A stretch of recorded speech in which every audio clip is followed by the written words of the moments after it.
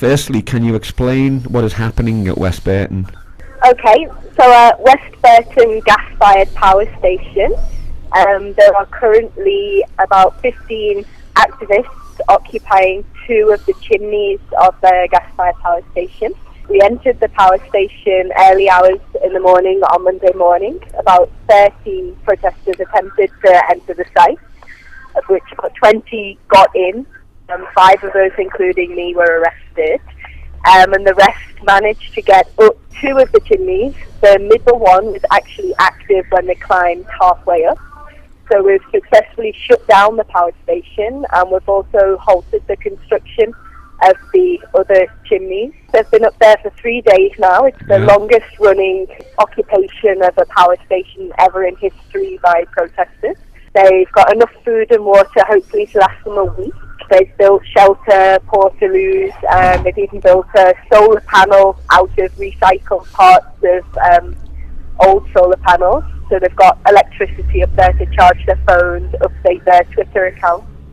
And yes, they're just planning on staying up there for as long as possible to keep the power station shut down and keep the construction halted for as long as possible. It's a bit of a contradiction, really, isn't it? That, you know, you're on top of a power station, but you're managing to produce power from sunlight. Yeah. Yeah, they're also, they've mentioned that the wind up there is really strong. Luckily, they've got the shelter, they've all got warm clothes, but just the fact that the wind up there is so strong shows there is potential, there is other options rather than burning the remains of dead plants and animals. We do have a lot of other resources in Britain. Renewable options are there, so it's just insane that the government and energy companies are still pursuing an energy policy based on building more gas-fired power stations. There are other options. We're producing solar energy up on the top of that power station. Is quite a nice symbolic act, I think. And what do you hope to gain from the action, Tina? So the short-term gain, as I've mentioned, is obviously to keep the power station switched off and to stop the construction. So the power station is still under construction at West Burton. They're planning in the long term to finish 3 chimneys, all of which will be producing energy from burning gas. At the moment, only one of those chimneys is operational. That's the middle one that we've got up. That's the short-term goal.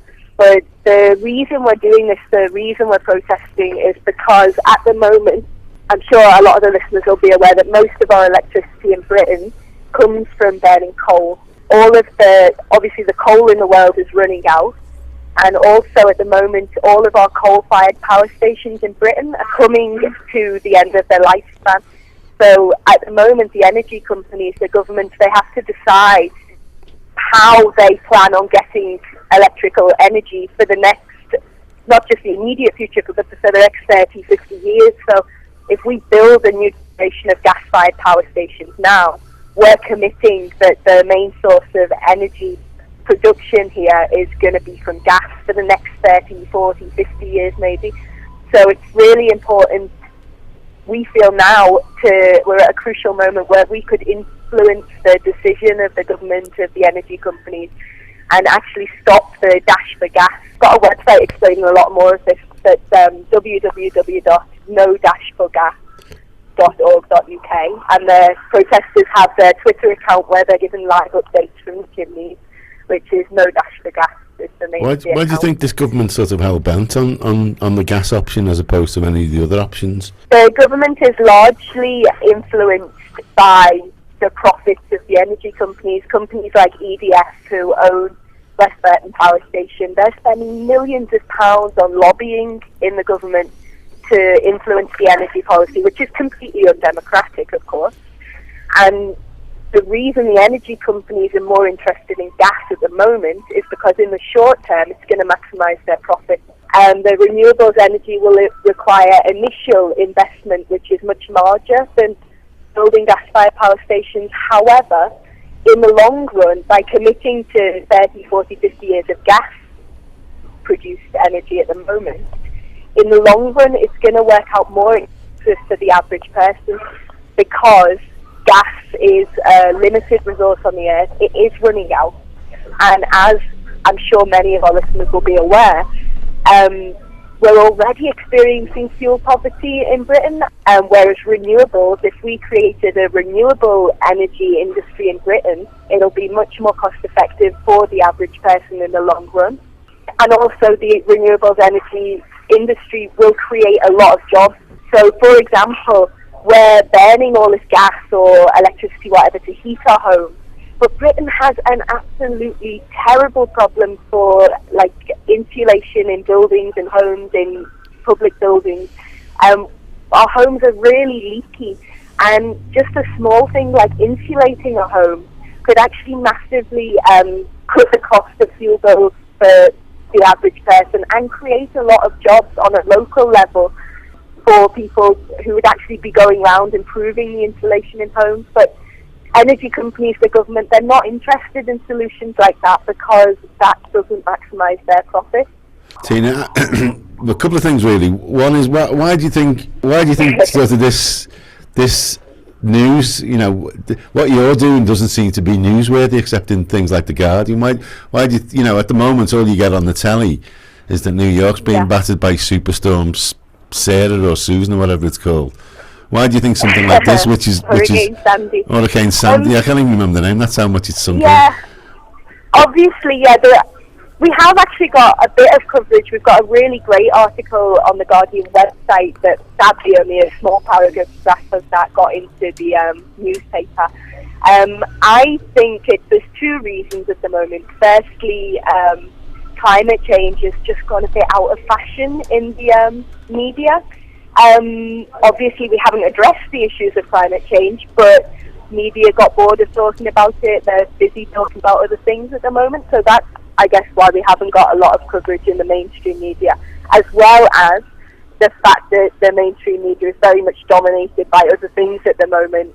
Jimmy Savile, the Tories and what they're up to, and also Hurricane Sandy this week. And I find it completely ironic, really, that Hurricane Sandy is getting so much attention, and yet no one is either willing to or clever enough to connect the dots between extreme weather conditions and the problems that they're causing, like Hurricane Sandy, and climate change. Now, it has been predicted for a very long time by climate scientists that climate change, the increase in CO2 emissions in the atmosphere, is going to lead to climate change, which will be visible in the form of the increase in number of extreme weather conditions like Hurricane Sandy. So when we're witnessing right now the horrible destruction that is doing in New York and on the east coast of America, it just seems ridiculous to me, crazy, that the mainstream media isn't connecting that. However, we as activists hope that our actions will bring attention to the problems, that they haven't gone away, that we're still looking for a solution, and that we really need to be putting pressure on the government and on energy companies to put our best interests as a country, as a people, in their mind rather than the profits of the energy companies. Tina, can you justify the criminal aspects of direct action? Firstly, as a person who did enter the power station with people who are occupying it now, and I was arrested on site, I'm now on bail, I can speak as a witness that we did it very peacefully, very responsibly. There was no aggression. The only people who are at risk are the people themselves who are up the chimney. Undeniable truth that all of the positive changes we see in society today, be it women getting the vote, trade unions, the abolishment of slavery, all of these things have been achieved by people breaking the law. We wouldn't, all of these campaigns that won the rights we have today as a society, all of them have relied on people stepping out of the legal framework and acting on a moral responsibility.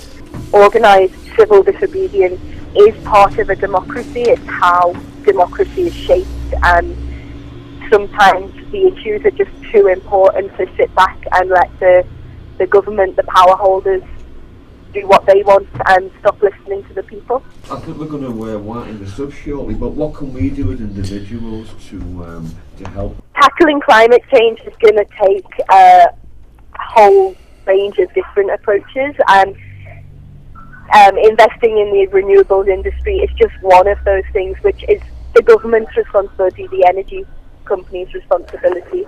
What we do at home on a personal level is our responsibility, and although it does maybe sometimes seem futile to be turning off your lights when you don't need them, switching off your mobile charger when your mobile's not plugged in, every little bit helps, and it's good for us now to be learning the good habits, because if we do transition to a sustainable renewable energy future,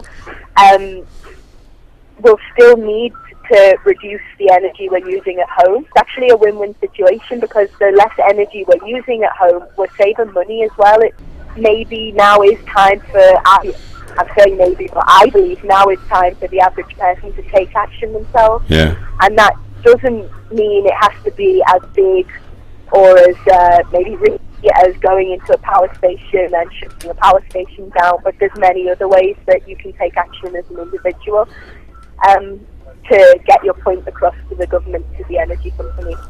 Okay, thanks for that. Okay, thank you. Yeah. See you now. All right. You can also, sorry, I'll just mention quickly, Okay, you can go also on. actually write to them on their website, no-forgas.org.uk. There's an email address. Right. And you can write to the protesters who are up the chimney, and if anyone wants to do that, it really boosts their morale to hear positive messages from the public, so that could really help them stay up there for longer. Right, okay, I'll be on there later anyway. Yeah. Thank you. All right. Thank you, Tina. Thank you. Thank you very much. Thank you.